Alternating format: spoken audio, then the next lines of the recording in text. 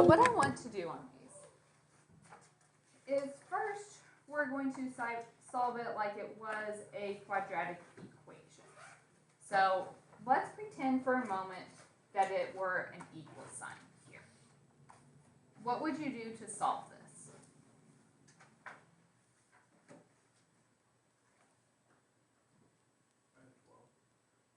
If you want to complete the square, you would.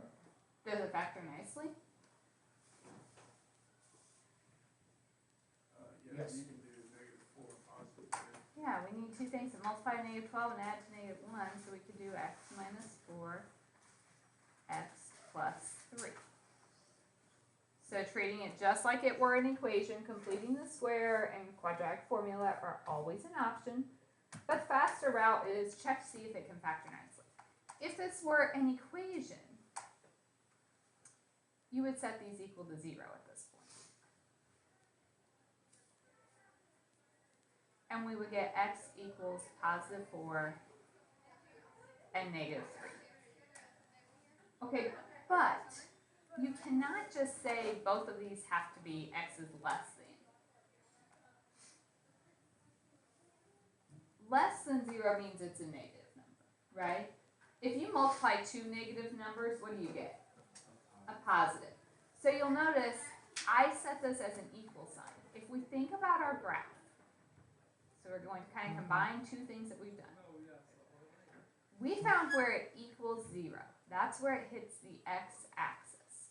So this parabola hits the x-axis at -3 and positive 4. Can you tell me, does this original parabola open up or down? Up.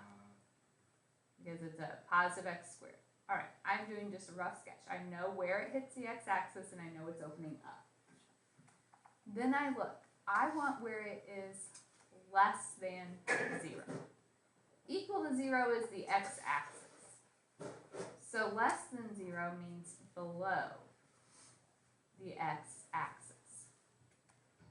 So can we agree that this portion of my parabola is below the x-axis? So every number between those would work. So my answer is an interval. It's not an equal to, so we have parentheses starting at -3 and ending at positive 4. If you pick any number in that interval, it'll work. If I put in a -2, I get 4 plus 2 is 6 minus 12 is -6, which is less than 0.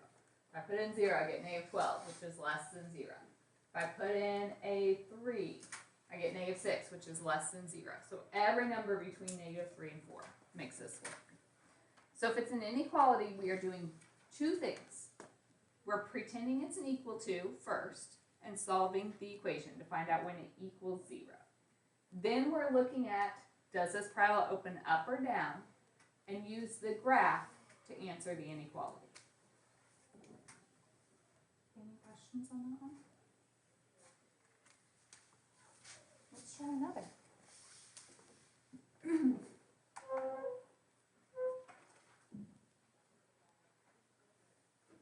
you guys want to start this one, see how far you get? Alright, so this one again factors nicely. X minus 5, x plus 3. We're figuring out when it equals 0 first. So if we set each of those equal to 0, we get positive 5 and negative 3. Now you might be able to visualize this in your head. The graph is really nice, like on test or quiz, and I'm trying to give you points. If you made a mistake, it kind of gives me an idea of your thought process. Okay, we know these are where it equals 0, so that's when it hits the x-axis. We know it was a positive x squared, so our parabola opens up. I want to know when it was less than. Less than means below the axis, so it was this point. The only difference this problem had an equal to, so instead of parentheses, it would be brackets. Everything from -3 to 5. So equal to gets a bracket, not equal is just a parenthesis.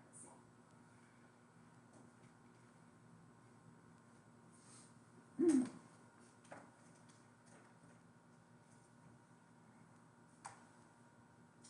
go another one.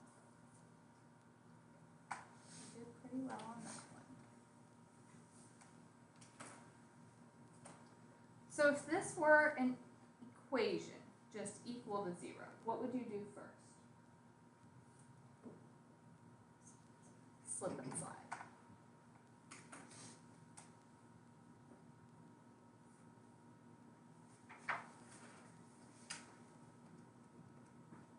So multiply to -24, add to +5, is +8, -3. Come back and divide by 2.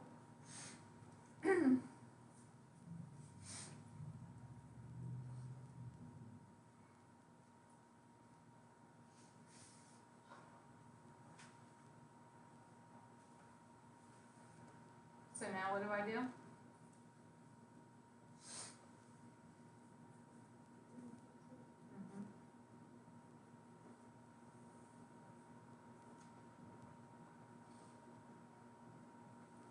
So we get -4 and +3 halves.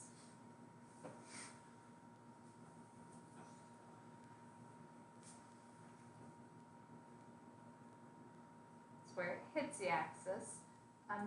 Does this open up or down?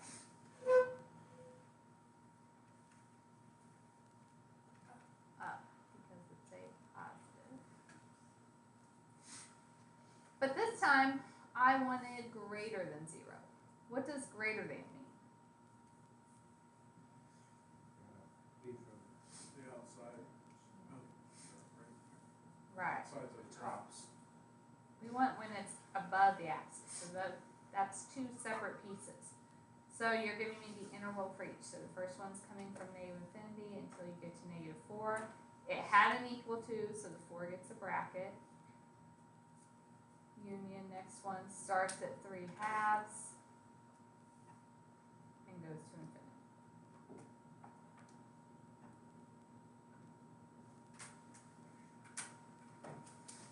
You guys try this. Alright, so we can start with slip and slide. So x² minus 11x minus 12 factors into x minus 12, x plus 1. Don't forget to undo your slip and slide. You're welcome to go ahead and set it equal to 0 from here. You don't necessarily have to slide the 3 back in front. So either way. So we get +4 and -1/3. So think about what that means on the graph. I do not care if it's drawn to scale. And this is my -1/3, +4. We know it's a positive x², so it's opening up. I want greater than 0. So these are the points where it equals 0. Greater is above the x-axis, so it's these. And we're giving the x value. So this one's coming from -infinity until I get to -1/3. It was not an equal to, so parenthesis. Union, this one starts at 4 and goes to infinity. Yes. Wouldn't it be 3x plus 1 equals 0? Yes, if you slide that. And you should get the -1/3 as well. I just didn't completely undo my factoring just because I knew I was solving it, but either way you get the same thing. Other questions?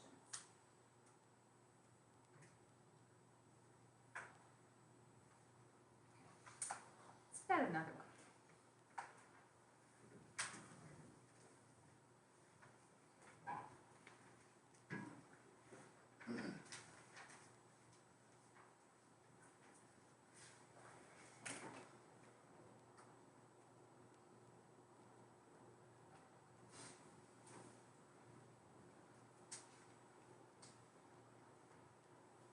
All right, where would we begin?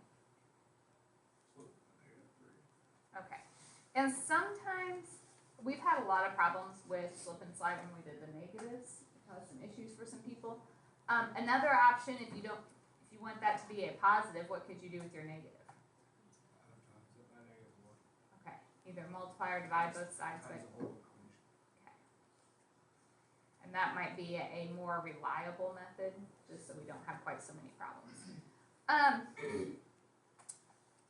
we do with inequalities, if we multiply or divide by a negative, it flips the inequality. But that doesn't really matter right now because I'm just figuring out where it equals 0 anyway. So then if we do slip and slide,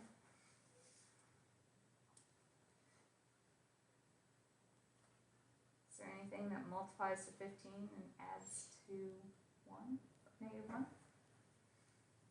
No. Okay, so slip and slide failed me here.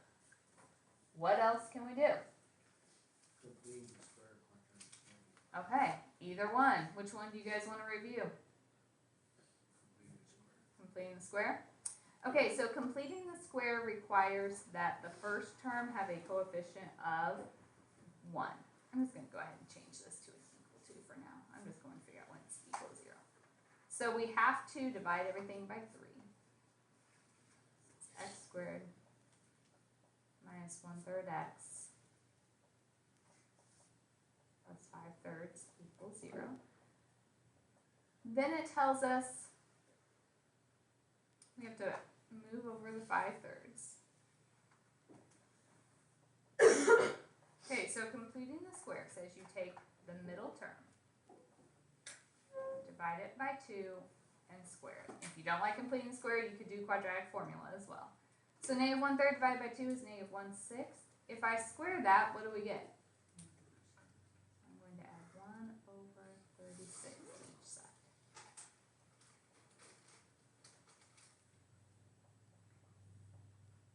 So I know I've created a perfect square. So you can look, it's just the number before we squared it. So x minus 1/6.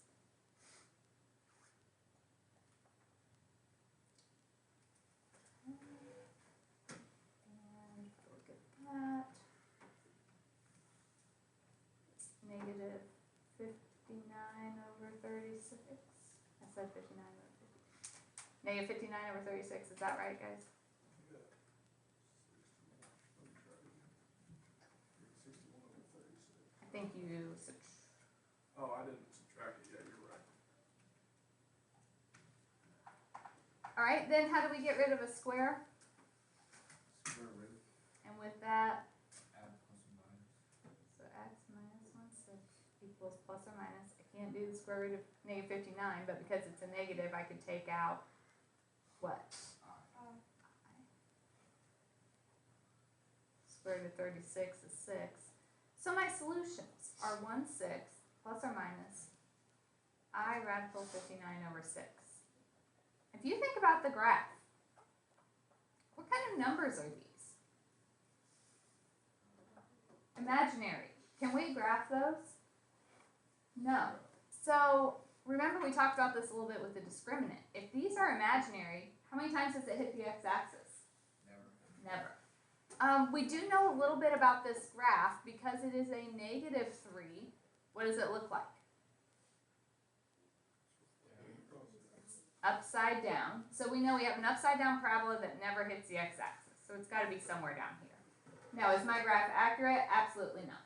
But I know it's upside down. It doesn't hit the x-axis.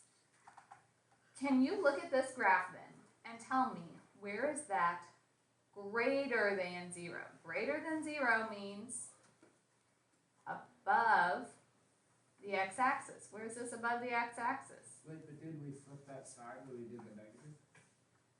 I went back to the original. So, but if you did the other, if you did the flipped version, you would have an upward facing parabola and you're looking for where it's less than 0. So you'll get the same answer. So where is this one above 0? No solution. It's not. This one is a no solution. This graph, no matter what you plug in for x, you're going to get a negative answer.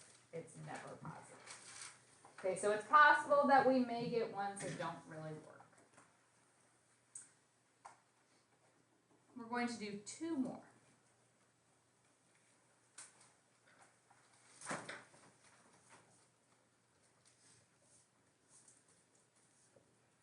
What do you want to do here? Subtract the x squared. So I'll reorder it as negative x squared plus 2x plus 4 less than or equal to 0.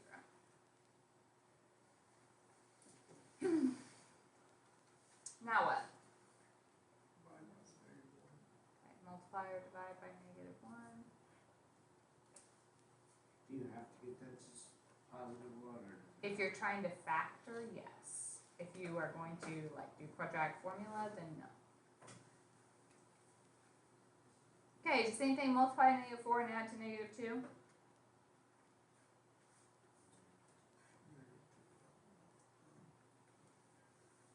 No, it doesn't work, does it?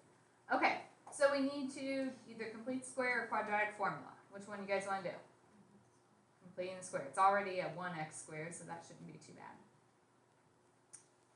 So we add over the 4. Alright, middle term divided by 2 and squared. -2 divided by 2 is -1. -1 squared is. So we add 1 to each side. So what would this factor into?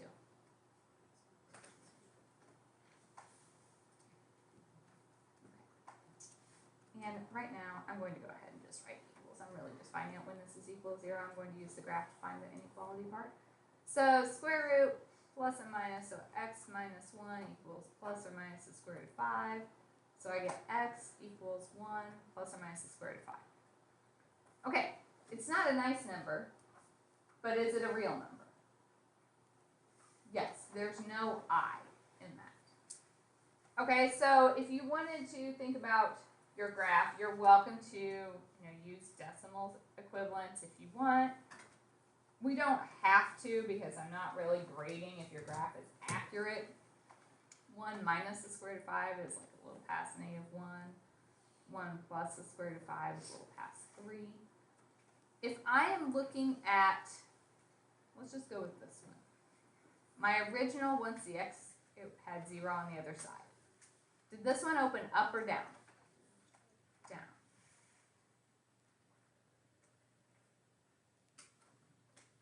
Okay, and I wanted less than, so that means above or below the axis? Below. So the places where it's below are here and here. So my answer is -infinity to 1 minus the square root of 5 union 1 plus the square root of 5 to infinity. Would it be in brackets because? Oh yeah, we have an equal to, thank you. So it doesn't have to be just like an integer, you can keep those radicals in your answer. So it doesn't matter what you do with the equation, you just look back at the original equation to decide if you want the top or the bottom? That's what I do. Now, you could have done it from here as well, because you notice it flipped it, so it's upward facing now. But you want greater than 0 if you use this one, so you get the same piece.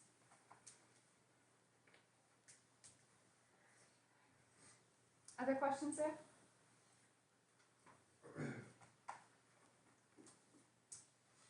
Last one.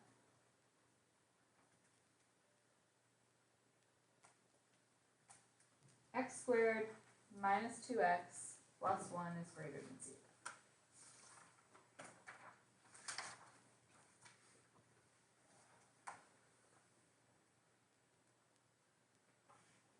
How does that factor? -1. If you set those equal to 0, you just get x equals 1. The only place this hits the axis is 1. Does it open up or down? So we have an upward facing parabola that just hits the x-axis up. Okay. I want to know when it is greater than 0. From -infinity to, wait, -infinity to 1, union 1 to infinity with. Why did you have to break it up? Why couldn't you say -infinity to infinity? Because 1 is equal to 0, so. 1 is equal to 0, and I don't have an equal to on this. So it's -infinity to 1 union 1 to infinity.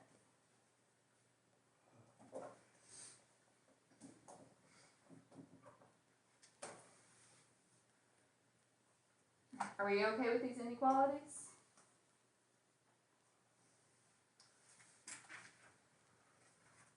Can you look at this graph? I'm looking at that graph. Tell me how many solutions are there to the equation f of x equals 3?